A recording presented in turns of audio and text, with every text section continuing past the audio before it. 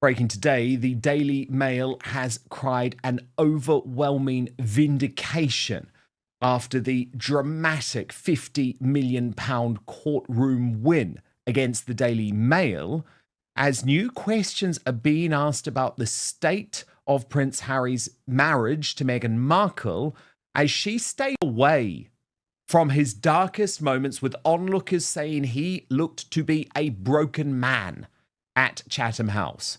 Let me show you the front page of today's Daily Mail. A historic headline, one word, vindicated. But you can see the front page too of the Daily Star, which declares that Prince Harry is now hacked off. And that's for sure, isn't he? And Harry caned is the headline on the front page of the Sun newspaper. But the problem is, Harry can be as defiant in defeat as he wants. But his life's work is now in tatters. He tried his best, as the Daily Telegraph reported, to grin and bear it at Chatham House. However, as Hannah Furness, the royal editor who was there, reported, Harry is not known for his poker face. He is a heart-on-sleeve sort of person, for better and for worse. And the court case result was etched all over his face. And for very good reason. Because he can come out and claim, as he has, that the judge in the case, Justice Nicklin, is responsible for a whitewash and that this is all some type of great big conspiracy. But we can all sit here and laugh and poke at him and say, you have turned yourself, mate, into a humiliation. Because the High Court judgment found that Harry gave limited evidence on the issues at the heart of the case and strayed beyond factual evidence while in the witness box. In other words, he lied. The Duke and other claimants are open to criticism for the way they pursued extremely serious allegations that senior associated staff lied to the Leveson inquiry into press standards. Evidence gathered by the legal research team behind the claims was unconvincing and inconsistent, perhaps because so many of them were criminals. The evidence of a private detective whose alleged forged statement led to Harry, Elton John, Doreen Lawrence and Elizabeth Hurley joining the action was comprehensively undermined. So as Richard Eden of the Daily Mail posted, let's be clear here, Prince Harry is accusing a High Court judge who serves the Crown of a whitewash, i.e. a cover-up or corruption. How can King Charles allow Harry to remain a Councillor of State who is legally entitled to stand in for the monarch? Let me answer that, Richard Eden. He can't. Calvin Mackenzie, former Sun editor, writing, grateful if Harry would take his unpaid legal bills, his conceit, his hatred of the UK, and his heartlessness to his sick father and F off back to Montecito. Andrew Fox described the situation as remarkable and added, importantly, remember, in a civil case, the burden is 51%, more likely rather than not. Harry couldn't even prove that. He added, it's so sad. I remember him at Sandhurst as a lovely bloke, but thicker than multiple planks. I hope whoever is advising him gets a grip. The problem is there's one person advising him. Her name, Meghan Markle. And Charlotte Griffiths, the editor-at-large of the Daily Mail, says that it is really shocking that Meghan Markle chose not to be by Harry's side as the Duke of Delusion suffered through this humiliating loss all on his own. So she wasn't by his side for this really momentous occasion. Yeah. And at 2 p.m. today, when we found out the result, he was doing a speech at Chatham House and his voice was shaking. He was all alone. He was clearly broken by the whole thing. Yeah. His wife wasn't by his side. But yeah, we may see her. We don't know for sure. We may see her in Birmingham for the Invictus Games event, which is to mark 1 year until the Invictus Games. Yet he's saying now that he's going to fight on. I don't exactly know what he means by that. From my understanding, he can't appeal. The impact on these journalists has been utterly horrendous. Like Katie Nicholl, now the royal editor of Vanity Fair and one of the hosts of Piers Morgan's new royal show, but for a long time, the senior diary editor at the Mail on Sunday confirmed that Prince Harry had indeed invited her to party with him, something that has been now confirmed in court by Justice Nicklin, no matter what Harry says. I partied with Prince Harry. That story came out in the court when, you know, he couldn't remember, but he invited me into the party, into his inner circle. I did things the old-fashioned way, went and knocked on doors, curated contacts, got people on side. I remember being told when I was under questioning, but, you know, the Queen's late cousin, Lady Elizabeth Anson, you know, at the time was a woman in her 70s. Why on earth would she speak to you? This sort of sense of disbelief that these sorts of people would speak to us. Well, they did. And in all of those years I spent at the Mail on Sunday, I never witnessed anything in terms of what we were accused of doing. And the accusations were despicable. So I feel emotional. I feel vindicated, Piers, is how I feel. Well, you've been completely vindicated, as has the Mail, completely. So what happens if you're Comical Ali? If you're Prince Harry's Comical Ali and Baghdad, or in this case, your Montecito mansion is collapsing? Well, if you're Chris Shipp of Woke ITV, you remind everyone, despite this terrible, humiliating, career-defining, reputation-destroying result, that Prince Harry has been right in the past. Oh, and by the way, he really likes me. He really likes me. He waved at me. Look at this. And remember, for Harry, he's won before against the publishers of The Sun and the publishers of The Mirror. This is the first time he's lost against a tabloid. And I was there today when he left that event he was at, the Invictus Games. I said to him, how painful was it to lose against the Mail? He stuck his thumbs up at me there, as you can see, got in his car and left. The other issue is, we spoke on this programme yesterday, didn't we, about the whole hoo-ha about where is he going to stay, where's he not going to stay.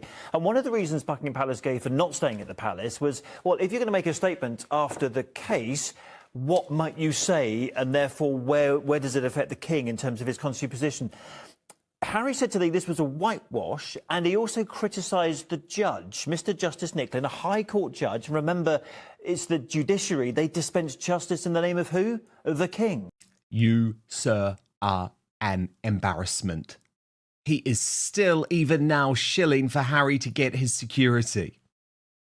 Here, have a look at these pictures of Harry today leaving. They had to call some members of the police, the Metropolitan Police. Only 2 officers, as you can see there.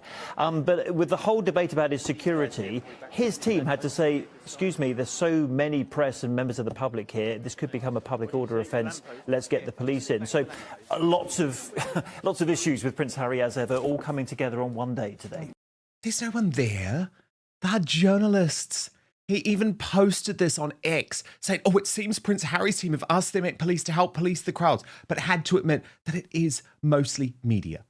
And you can actually see that very clearly from this video. These guys have been counted all the time of fine because they've been there throughout. That's how it is. This is safe for us. So we can move them back now.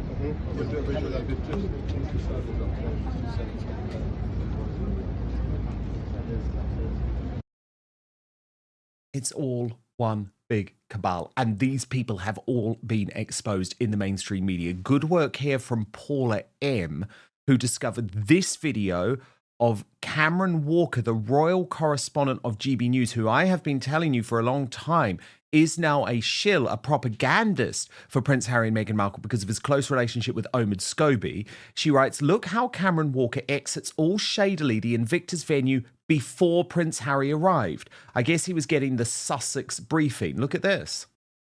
Don't miss a single update on the stories that actually matter. I'm breaking down the news every day, so make sure you subscribe to never miss a beat. Click that subscribe button right now. And great work from the Royal Grift 2, who posted this real photo. Look closely.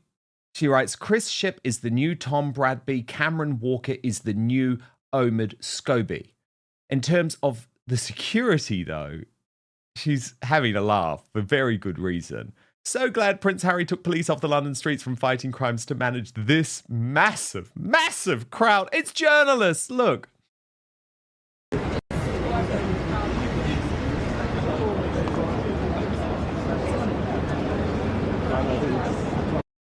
And of course, This entire case has exposed Prince Harry's argument, including how he shamefully and disgracefully continues to invoke the memory of his mother, even though Paul Dacre and now Piers Morgan have said, there's no way Diana would have wanted to pursue the Daily Mail. And remember, those two men actually knew Diana. Diana used to call me regularly. I used to go around for lunch at Kensington Palace. She'd call me. I'd tape the calls and she knew I was taping her. I'd send her the copy of the story I was going to run. She would send it back with little amendments. I've got all this, right? So this idea that Prince Harry seems to want the public to buy into, that every story about him and his family has been gained illegally by terrible journalists, it's just not true. Well, it's been knocked out. Every single article was legitimately sourced, is Justice Nickland's findings. Of course it was. And Prince Harry's visit is going just as we expected. The bloke is so shamed that he's actually been to the Chelsea hospital today without Meghan Markle. And guess what? No crowds turned up. There's no pictures. There's no drama. I'm sure they'll be released once they're heavily edited, and probably they've filled in the top of his head because, good Lord, this guy is going bald. But that is a whole other issue. Alarmingly bald, you might say. But on a much more serious note, has the time come after this defeat to now remove Prince Harry from the line of succession? I believe absolutely, and I will reveal the results of a major outspoken poll on this in just one moment. But my friend Alison Pearson, who is the star columnist of the Daily Telegraph, and remember the Telegraph is the royal newspaper, is now writing what would previously have been unthinkable, demanding that it is time to remove Harry. She says the Duke's failed court case and disastrous UK visit prove he remains a petulant boy who choked on his silver spoon. And she added, you can bet the Sussexes will not be getting an invitation to the coronation of King William. My guess is the new monarch will act swiftly to create a smaller royal family, cutting Harry and his two children out of the line of succession altogether. And so say all of us. Archie and Lilibet are essentially Americans, with no knowledge of this nation. Frankly, it is insulting that they carry British titles, which are all about cachet untethered to duty. No wonder Harry is now making a last-ditch attempt to re-ingratiate himself with Papa, tempting him with access to his own grandchildren to protect his inheritance. There's only one person to blame for this bitter state of affairs, an angry boy who choked on his silver spoon, deserted his responsibilities, trashed the monarchy, and railed against the invasion of his privacy, yet was perfectly happy to invade the privacy of his nearest and dearest for money. So that's not fair. Oh, I think you'll find, people, that it's perfectly fair. The British are no longer wild about Harry. And that is absolutely true because over 40,000 of you have voted in my major poll on YouTube, where I asked, after today's devastating court loss versus the Daily Mail, should Prince Harry now be removed from the line of succession? 93% of you say yes, just 7% of you say no. So let's get to a very special royal superstar panel on this day of major breaking news. Royal YouTube sensation Stef, the Alter Nerd, and according to Taz with me. Tash, look, I believe this is now so serious for King Charles that the line of succession has to be considered, that the royal website has to be considered. Absolutely, the Councillor of State situation has to be considered. I mean, let's just think about the seriousness of what Harry has done overnight, Tash. In some ways, it's been missed because of the overwhelming nature of the verdict. But Harry has gone public and effectively suggested that his own father's justice system is crooked, that he has been subjected to a whitewash. I mean, this is the most serious claim. He is now such a liability to the royal family. And I'm sorry, Tash, more action does need to be taken, surely, by Charles. Oh, honestly, don't apologise to me over this one. I'm with this 100%. I mean, one thing that the king can absolutely do without the government, without having to get the ball rolling in that department, and let's be honest, Dan, our government's a complete shambles at the moment. They can't even get themselves together, let alone action in something as having Harry removed, having his dukedom removed, or removing him from the line of succession. but he can have him taken off the royal family website. This isn't the first time Harry has done this. We know that Harry is hot-headed. After he lost his final appeal to do with his security, we know he appeared on that BBC interview. There was no pushback, which was not really that shocking from the BBC. But the accusations that he levelled at his father, the British government, he attacked the government. He said it was an establishment stitch-up. We know that he's been lobbying 2 Home Secretaries, and Lord alone knows how many other people that he has been using his title to throw his weight around. And in this instance, I mean, it is really shocking. He's done a public statement attacking the judge, accusing the judge of corruption, of covering up illegal deeds committed by this media organization. This is absolutely massive that he's done it. And I'm very surprised that Baroness Lawrence went along with it. But I did note it was only she and Harry that have agreed to do that joint statement together, because I think the others have gone, do you know what? That judge is going to decide exactly how much money we've got to pay out. It's time to maybe pipe down and keep our heads below the parapet here. Whereas Harry, well, I hope his bill gets doubled from this by the judge, and contempt of court. Publicly trashing a judge after that is just honestly mind-blowing. Absolutely, and I do want to come to the money implications in one moment, actually. But do you agree, Steph, that actually now is the time? Because I give Charles a huge amount of credit for slamming the doors to Buckingham Palace shut and actually locking the gate this week. But it worries me that this was so close to happening, Steph, because just imagine the optics if he had decided to record a video responding to this court case or deliver an interview from within rooms of Buckingham Palace. I mean, I would argue, Steph, that could then have become a constitutional crisis. Well, opinion, conspiracy theory, whatever, I think that was Hazard's plan all along, because he only wanted to stay in Buckingham Palace for one night on Tuesday night, not the full duration of his trip. Why would that be? It would be because, as far as I'm concerned, he wanted to then set up another interview, let's say, with the BBC, like he did last year when he lost his case for the security situation, but have it at Buckingham Palace and be like, oh, why, it didn't go in my favour because the judge is crooked, why. I think that's exactly what his plan was, that King Charles got onto it and, like you eloquently said, closed the gates, shut the door and was like, hell no, we are not falling for that BS whatsoever. Now, very quickly, you allude to his statement that he and Doreen Lawrence put out afterwards, after the judgment came over yesterday. For me, when I read it, it was all red flag city, in the sense of, when you read that statement and you read between the lines, for me, I don't think this is over. I think somehow, some way, Prince Harry is going to fight this to the bitter end, exactly like he did with the security situation. He's going to try some way to try and appeal this. Well, what's interesting is Cameron Walker, who we spoke about earlier, who is now effectively the new Omid Scobie. I mean, I'm just so embarrassed about what GB News has become, but that is a whole other conversation. Imagine when I was at GB News becoming the propagandist for these two. But he actually went on air this morning, live on air, and said that Harry's team have not decided if they are going to appeal or not, which is astonishing. Tash, it very much seems like Charlotte Griffiths is correct on Meghan Markle choosing to stay away for this London part of the trip, not because of security, but because she did not want to be dragged into Harry's courtroom humiliation. I think she very much knew he was going to lose and is doing a bit of I told you so, because remember, Tash, she was meant to be at Chelsea Hospital today in the famous operational notes that were sent to all of the little propagandists on the WhatsApp group. That was meant to be Meghan's big moment, and she wasn't there. And she wasn't there yesterday either, by the way, when he was having some type of breakdown.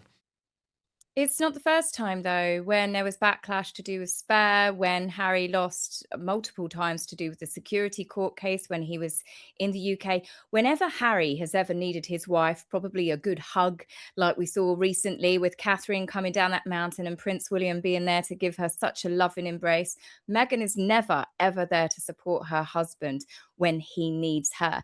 Everybody, including Harry, everybody's got to coddle Meghan, but she should have been there at the very least, even if she didn't want to make an appearance.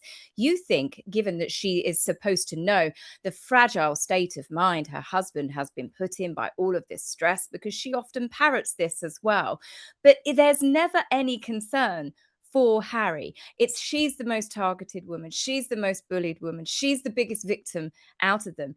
And Harry probably could have done with a bit of support from her, because let's be honest, he's not got many other people in his life willing to stick their neck out and to support him, because he's destroyed all of his relationships. But for Meghan to not be there, even in the background, that to me is not a good marriage. That is not a loving marriage. Even if my husband didn't want to go to an event, if he knew there was potential of me being upset at an event or something potentially upsetting me, he would have been waiting in the wings. That's what you do in a marriage. But Harry is always there for Meghan, and she is never, ever there for him when he needs her. And I think that's very, very telling about the true nature of their marriage. And I don't think it's a happy one. Yeah, Steph, the ultra nerd, Charlotte Griffiths, telling me that actually the rows, what she describes as stand-up rows between Prince Harry and Meghan Markle are becoming ever more common.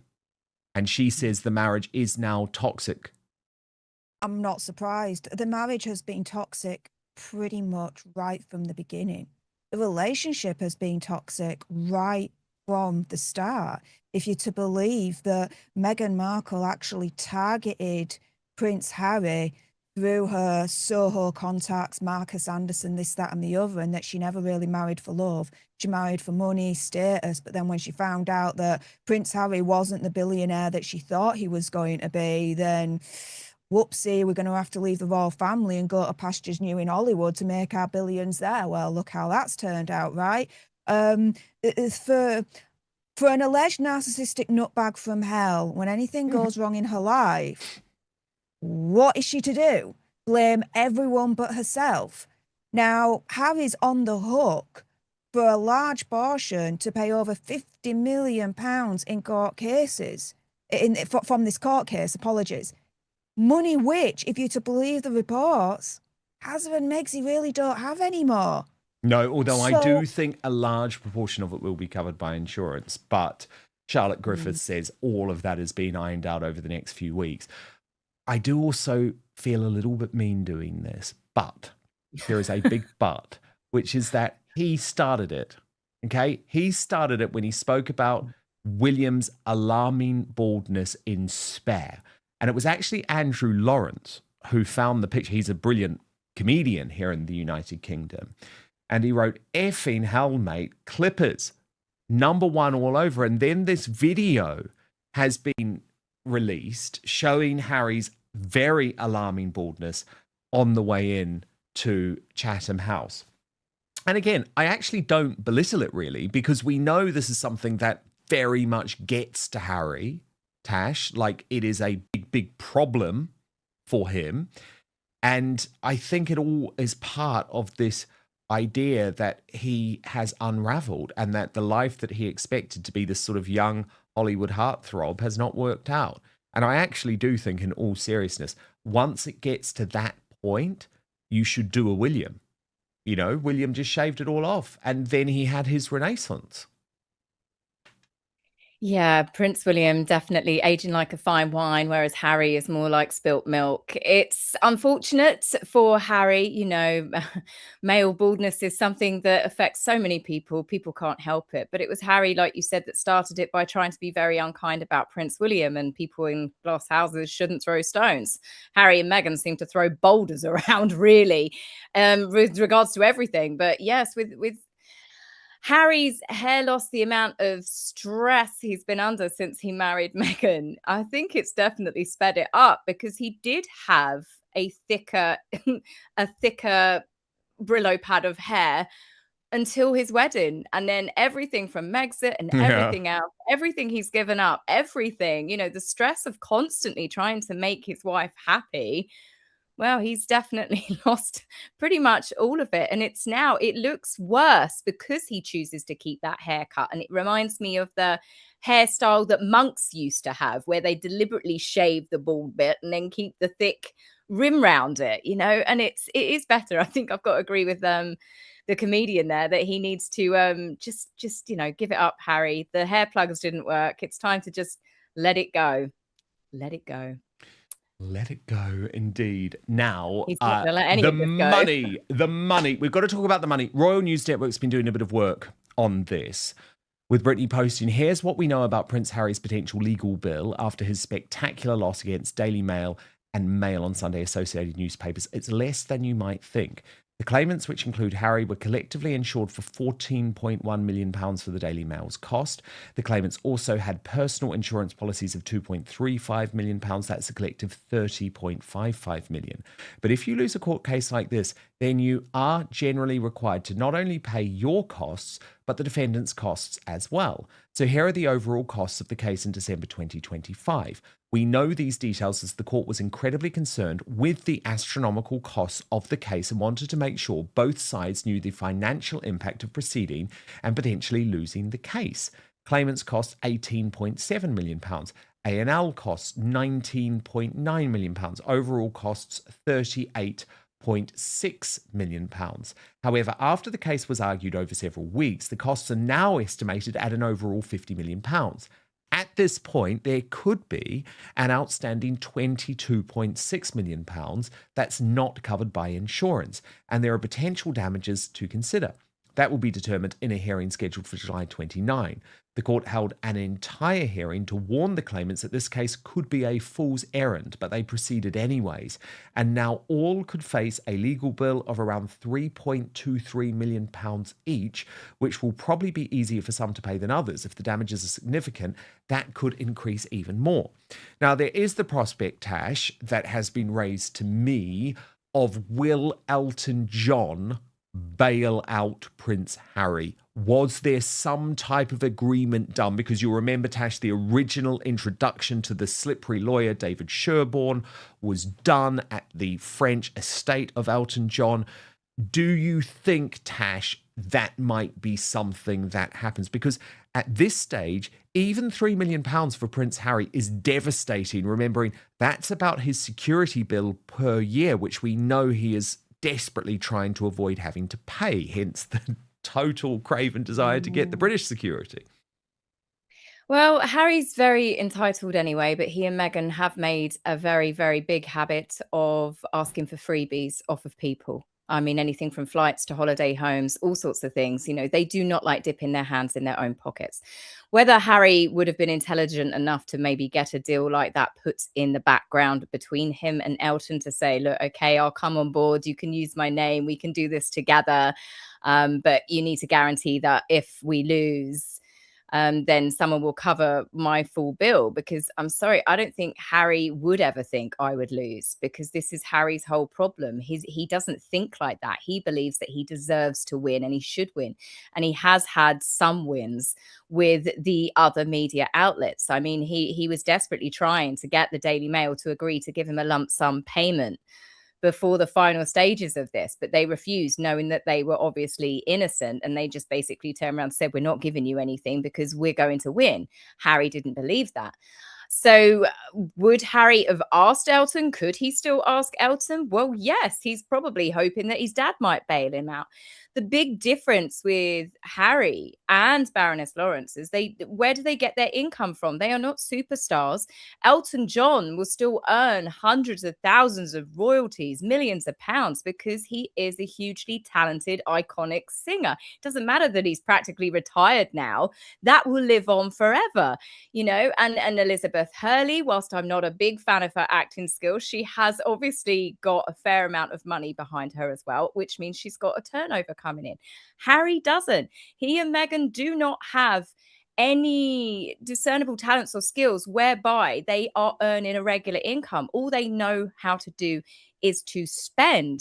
And what with Meghan's jam business, what, a matter of months away from officially being announced as going under or bankrupt or something, Harry's going to be very desperate to ask friends. He's got no family left that are willing to speak to him. But yeah, would he have the cheek to ask Elton to help him?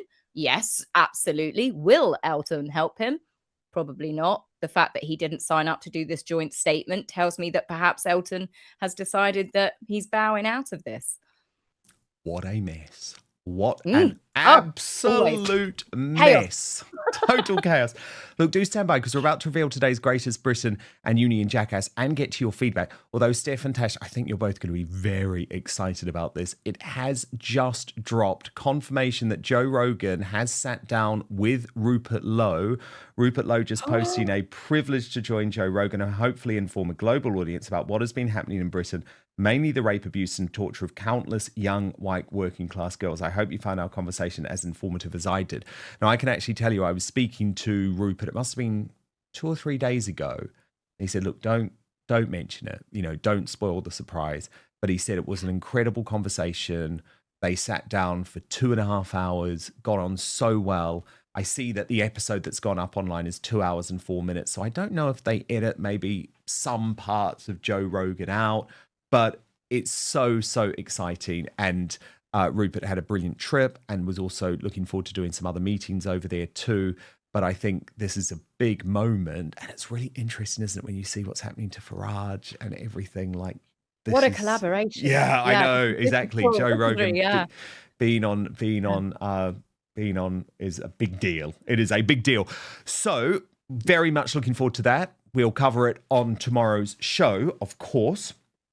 But let's get to your feedback now. Lots of comments about Farage deciding to run in this by-election, and also Sly News and the sort of terrible way that Sly News is now hounding Nigel Farage's family. I think that is absolutely true. And Helen O.D.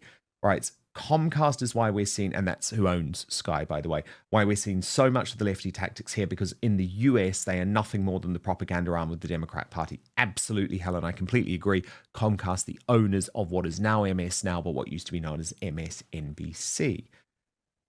Crafty Lars says, now they remember how to do journalism. Apart from focusing on the wrong people, they don't doorstep Starmer or Burnham. Exactly. But a lot of you not convinced about Farage running in Clacton, just like I'm not. Mirror 8933 saying politicians like Farage take British voters for imbeciles. Now they have a chance to vote for an actual imbecile. Count Binface.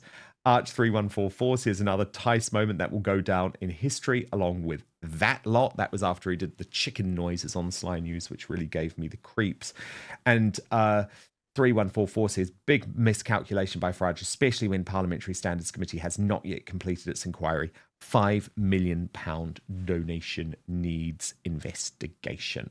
Okay, a reminder of who are your Union Jackass nominees. Father Calvin Robinson went for Nigel Farage for triggering the by-election. Stef went for Andy Burnham because he didn't vote in this attempt to stop the release of rapists and paedophiles from prison early.